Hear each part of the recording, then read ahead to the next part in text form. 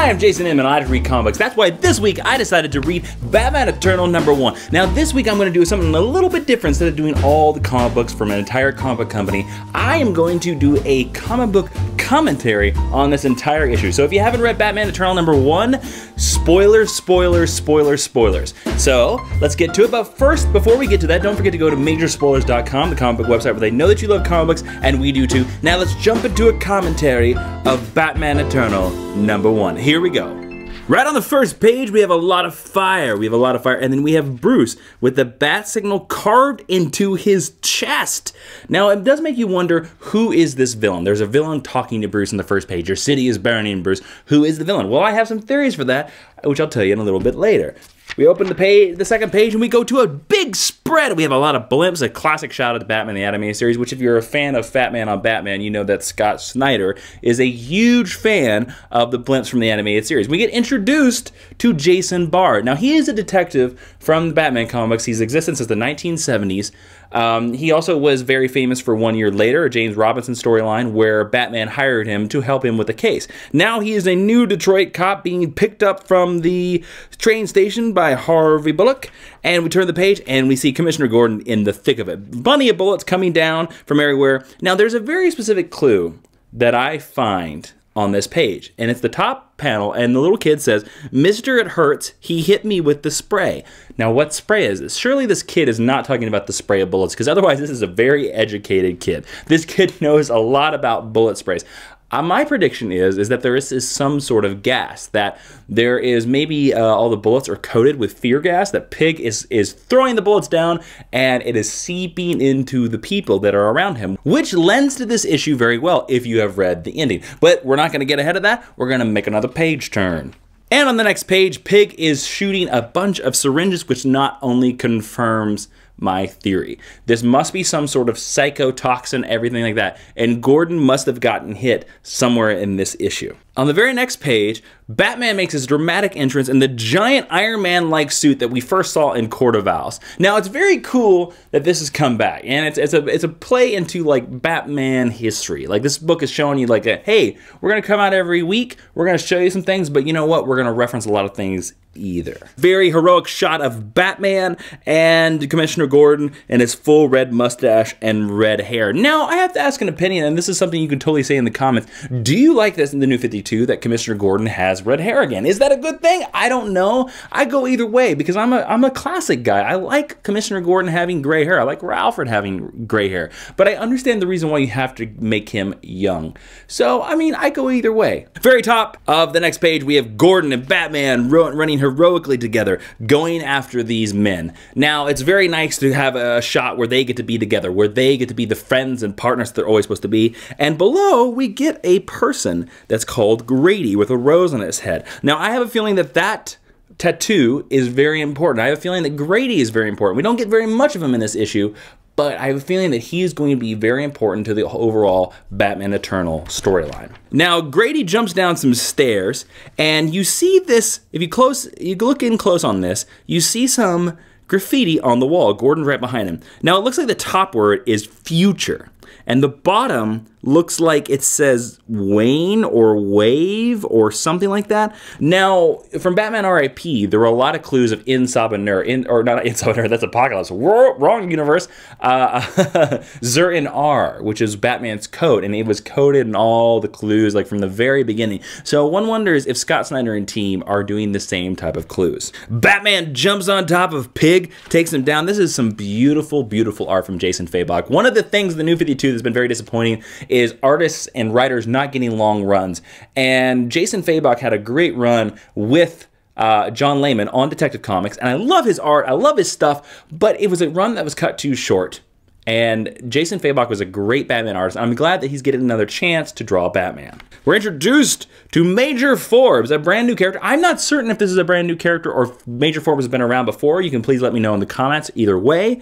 And he meets Jason Bard, and basically you could tell that he's going to be the big enemy against this series. Like, he's going to be the big bad against Commissioner Gordon. So every time Commissioner Gordon, you know, in his new trial and things that happen to him, you're going to have Major Forbes just be the antagonist the entire time. time, which is very cliche, but you need that type of role in every type of story. But here's my crazy prediction.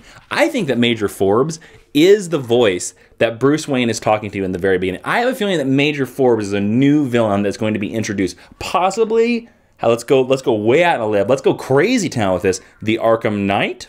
From the new upcoming game. Maybe they're tying things in together. Who knows? Crazy guess. Let's go on the next page. Now, Gordon corners Grady, and Grady is holding the gun. Now, if you go back to the previous panel, you notice that Grady, when he's running away, is not holding a gun, further confirming that Gordon is having some sort of weird hallucination.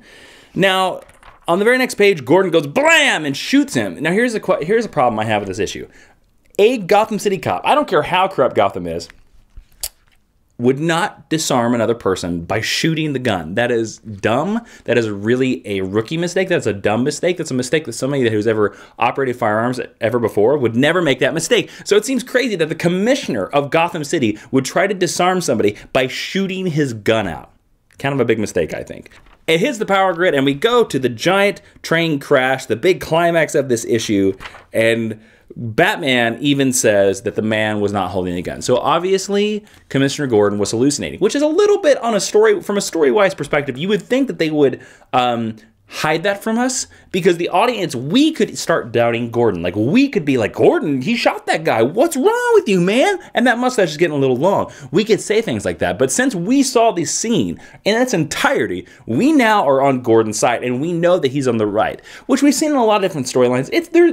There's no good or bad on either way. Like, I'm not saying like, hey, you guys should have wrote it this way. I'm just saying it's interesting that they chose that perspective, because, you know, it could have added another layer of mystery, but we don't know the full mystery, so let's keep on moving on. Major Forbes conveniently shows up and just gets all pissy at Gordon, and Jason Bard's first meeting with Gordon is that Gordon forces him to arrest himself, proving that Jason Bard more than likely is going to be a major protagonist for the Commissioner Gordon storyline. I have a feeling that Jason Bard is going to be the detective who is trying to clear Gordon's name, and the most of the Batman Eternal storyline, or one of them, I heard this for, is going to be him trying to clear Gordon's good name. And we get to the end, and we get to see one last time a little foreboding clue. Can't you see it now, Bruce? Can't you see the grand design? And that's it for Batman Eternal #1, all the little things. Now, I have one extra little theory, which I included in my written review on majorspoilers.com, plug.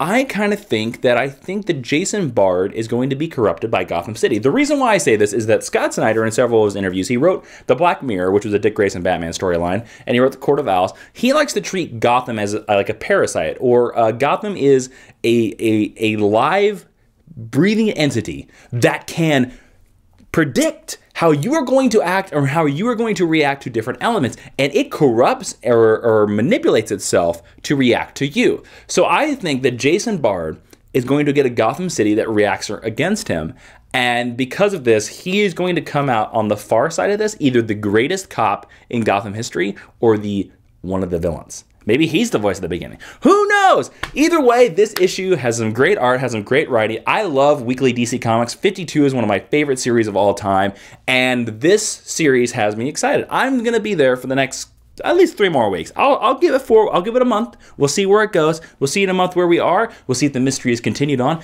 But if you are into Batman, if you're into weekly comics, I would definitely say that Batman Eternal #1 is a definite buy it. So folks, thank you for watching. Don't forget to go to majorspoilers.com, the comic website where they know that you love comic books, and we do too. And you know what? Hey, I have a podcast. You should listen to my podcast, I was going to say geekhistorylesson.tumblr.com, but you can go there. You can also go to Libsyn. You can go to iTunes. You can go to Podcast Land of iTunes. Leave in the comments below.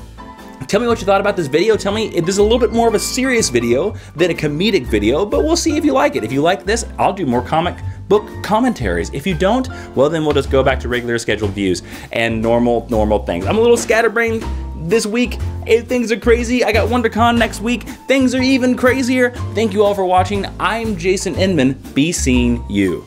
Hey guys, thanks for watching. Let's have a little fun vote. If you think that Commissioner Gordon is your favorite Gotham City cop, click here. If you think that Harvey Bullock is your favorite Gotham City cop, click here. Don't forget to like, favorite, and subscribe this video, and I'll see you all next week.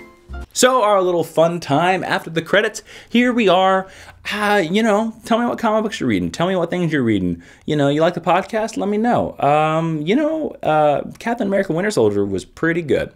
It was pretty good. If you haven't seen that, go see it. That's about all I got. This is a short week, guys. I'm very busy. If you're going to WonderCon, let me know. You can find me on Twitter. I'll be there Saturday and Sunday. And say hi. I want to say hi to you. I'm interviewing a lot of people. I'm going to be interviewing some people. But if you watch these videos and you're going to be at WonderCon and you don't say hi to me, you will internet break my heart. But I want to do a selfie with every single fan there. So hashtag below selfie if you're going to be at WonderCon in Anaheim, California next weekend. I believe it's the 18th, 19th, and 20th. I am going to be there Saturday and Sunday, all day, both days. Come find me. I'll probably be wearing the giant red Jawiin shirt, and I'll be tweeting where I am. Or tweet me and be like, I'm here, where are you? And I'll come find me. You'll see me with the camera. I want you to say hi, and I want to thank you personally for watching.